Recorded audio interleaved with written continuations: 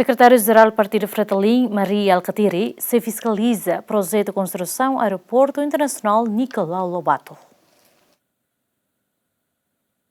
Governo da CIA muito com parceiro de desenvolvimento CIRA halou no lançamento fato da ULUC para construção no expansão Aeroportu Internasional Nicolau Lobato Comoro e a âmbito comemoração loron restauração independência badala Ronald Sentolo. E a cerimônia de lançamento fato da ULUC para construção aeroporto né primeiro-ministro Jeral na Guzmão Hoteten Aeroportu Internasional Nicolau Lobato no dar ligação física no bloco acesso a serviço no mercado. Mas o secretário-geral Partidu FRETILIN Alkati Hoteten e parte se halo fiscalização para projeto construção aeroporto né também ter desenho ne BIA orçamento para pista aeroporto né botliu orçamento para aeroporto Reua. Agora aeroporto dele né ulu halo na primeira pedra presidente da república não precisa bala terceiros depois estava o governo nele.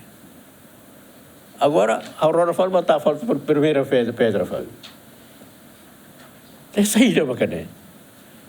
Aeroporto nem magnovado ne, mas sira pe hari ini sira não na fatin.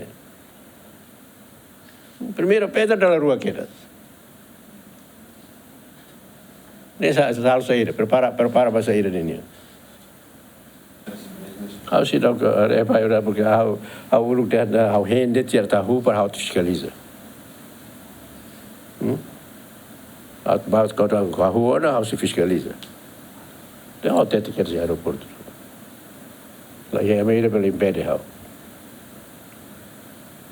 Só que a varede ida be pista de ini falling liu fala na aeroporto. Oi coisa. Terminal é uma for oferece de. Ida honi projeto. Ne outro halo desenho halo samu susceptíveis bel saidia. Susceptível para sair dele. Mas a cara que o aeroporto dele tem que diagnosticar. Também é se fiscaliza.